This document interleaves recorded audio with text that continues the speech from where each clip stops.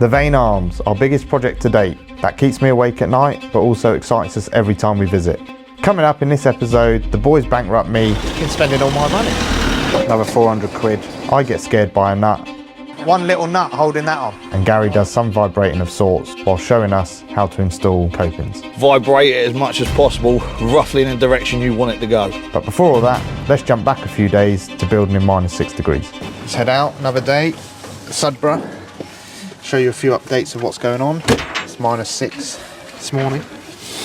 It's bloody freezing. So started putting the copings on the garden courtyard wall. Set out nicely, obviously covered with a slight bit of frost now, but they were laid when it wasn't frosty. But you can see what we're trying to achieve here. Obviously gives us a full cap to the wall with the drip feature either side, 50mm. Then there'll be a small railings on top of this just to give us a sort of protection from the higher levels of the car park from people falling over. A few tweaks, but these have come out really nice, and we've got enough to carry on till the end of the wall, where we're just about now going to start prepping the courtyard area for French drainage and form the new step area going out. We haven't had an accident here.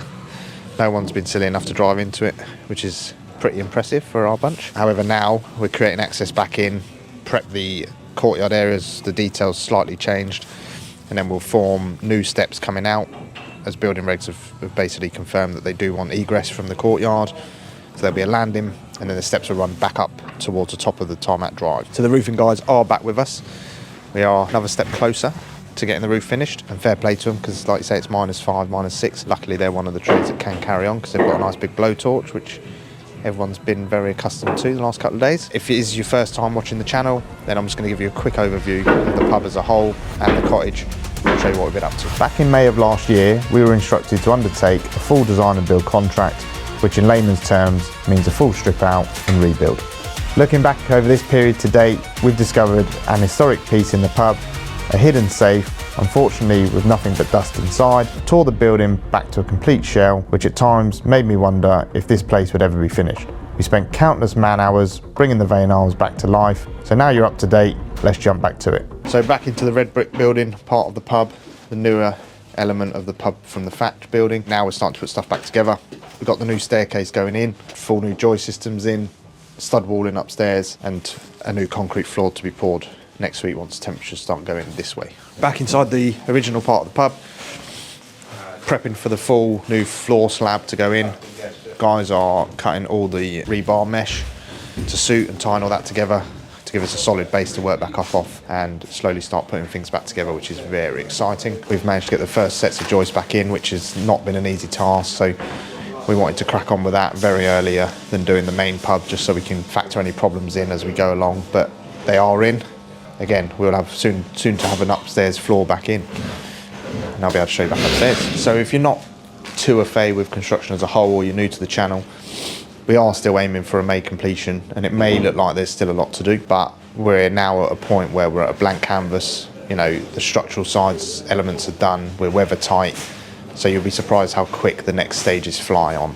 There isn't much first fix carpentry to do, sort of separating rooms up, because most of the pub is open plan. There's 4 or 5 stud walls upstairs, and then from early February we'll be heavily involved with plumbing and heating and electrics. Once that's done throughout February, March will be second fixing and crack on. So that's when you can start throwing guys at a lot of different sections of the pub. So you can have tilers here, you can have painters, you can have plasterers, finishing rooms, etc.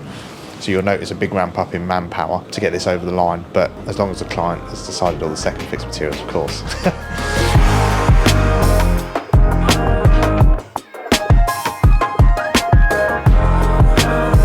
So you may think, you know, as we've had the full floor up here, why have we not implemented underfloor heating? We did look at this as an option. It was heavily looked at when we first sort of took the project on with the client.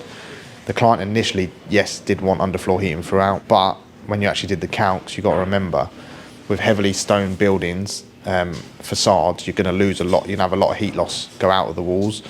It's not going to retain enough. There's no insulation in the walls, you know. So from a factor of, it was a basic case of heat the full slab up, and would it actually rise above the first floor level? Most probably not, which you rely on most of your thermal rise from underfloor heating to be beneficial. But the thought process was, we're actually going to seep and lose more than we're going to gain. Nice big decorative heavy cast rads, good heating system, I think would be a lot more effective. I've been spending all my money. Look at it. Look at that. Look at that truck, look. How the f*** he made it here from there? Here now. Lunatics, aren't they? So, as I said, we are cracking on with internal stud work now in both the cottage and the red brick building. Obviously this will start giving us our room layouts, make everything a lot easier for first fix electrics and plumbing. Decided to keep everything fully vaulted, so even in the ensuite we'll have a vaulted ceiling, which will be a nice feature. But yeah, starting to take shape. So seeing the stud work going into the buildings gives you a real concept of the layout, the sizes of the rooms, and makes everything become real. So this would be a nice welfare area, new stud wall up, which again will be segregated from the room behind, which will be the ensuite for the bedroom. We've obviously left this bit out so we can still get through. Before one of you comment that we haven't put the noggins in correct, there's always going to be one. Now standing in what will be the ensuite for the bedroom, kept it quite narrow to maximise the bedroom space, but central door, ample space for a toilet, base and shower. So then there'll be another stud wall where the big tower starts, and then you come off the landing into what will be the main bedroom area. So decent sized double bedroom, ensuite, solid wall backing onto the office.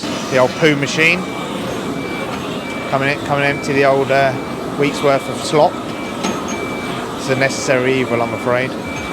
So if you need your poo sucking, Extraction's your man. At the start of this video, you saw some perfectly cut copings, which are actually made by our good friends at the English Limestone Company. Vic and his team of stonemasons carry out work here that you've likely never seen before. So if you're like me and you get excited by massive blades and huge machines, then you're in for a treat. So right, all the wider ones, as you can see here, are for the courtyard topping of the wall. As you can see, obviously we've got the quarter brick, the block, the structural cavity and the stonework. So we've had to make these substantially wider probably than they would be typically to suit that customer's detail of that courtyard wall. The ones over here, slightly narrower, are for the parapet on top of the flat roof that we like to keep talking about, that still isn't complete. Or it might be complete. It would have been complete by the time we release this actually. Most of these are straight sections. I think we've probably just got some radiuses left to capture. The radiuses probably haven't been done yet, Vic, potentially. I don't think we have yet. No? So no. So there will obviously be some radiuses to follow that radius of that parapet going round. But yeah, these are beautiful. Like Vic said, very good match to the sort of the stone, existing stone and the newer stone we're putting in. Good weathering properties. And it, yeah, fantastic. Stronger stone, take the test of time. So these are called weathered one way, so they have a slope leading from Correct, the yeah. top to bottom, and then on the lowest edge they have the grit, which is the top of the wall. Hopefully you can hear me okay, because it is very loud now that we're down at the saw cutting area. This is now what's called stage 1 of the process, where it's basically being moistened and wettened before it gets cut into the strips, which is then stage 2.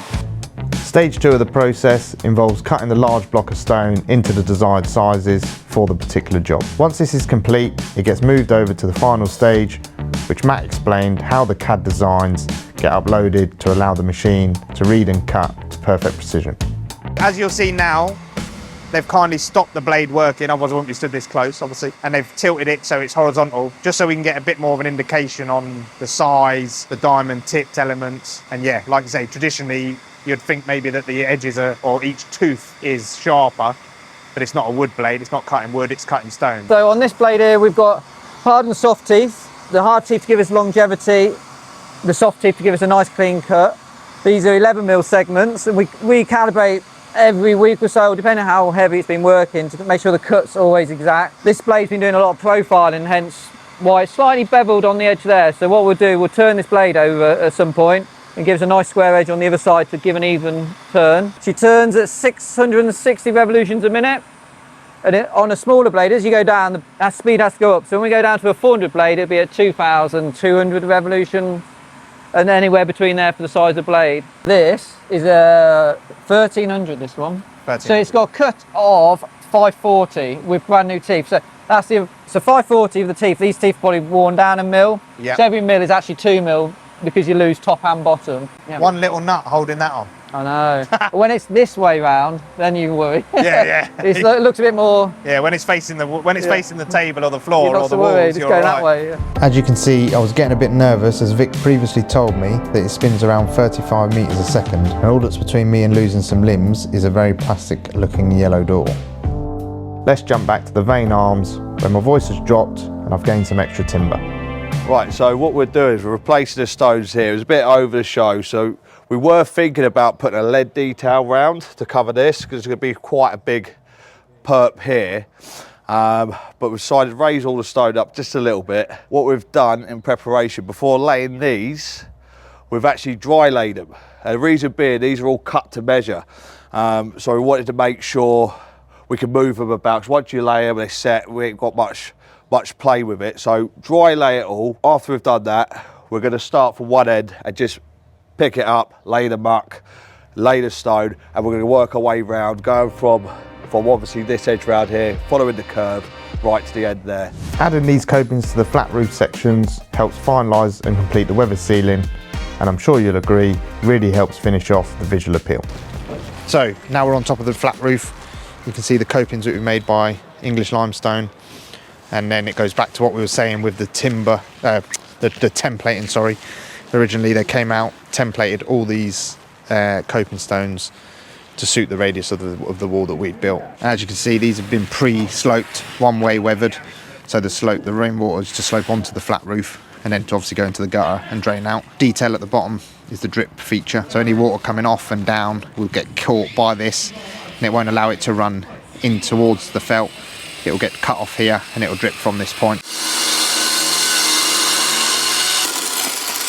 We had to cut one slightly to get it to work in line. From down there, you can't see it so much from up here, but from down there, if you follow that curve round, it looks lovely. So to try and get them down, I found the best technique to be vibrate it as much as possible, roughly in the direction you want it to go. Nice and level. Last one of the day. Come back for tomorrow, get the rest laid.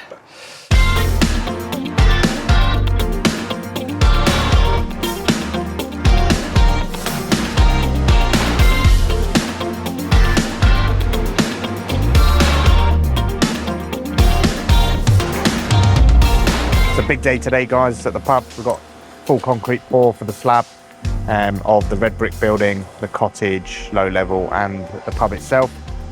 Unfortunately, we missed the main bit because cameraman was late. Well done. But yeah, we'll show you around. Don't run a building business because all people want is your money. Pay for this, pay for that. No trust in the industry anymore. Oh. So you may wonder why I'm sat here on this flat roof, but now it's pretty much done. Thought I'd sit and admire it. Concrete by Genmix and the pump by TGA. Getting pumped by TGA. I like it. And just like that, we have a solid floor back in the pub. Now is where things really start to level up. Make sure you hit the subscribe button as we have lots more content coming up. From the install of the pub windows, me and Gary discover how to design a bar with modern technology, and don't forget, we've started a whole new Grade 2 listed renovation over in Worrall. Thanks for watching, and we'll catch you in the next one.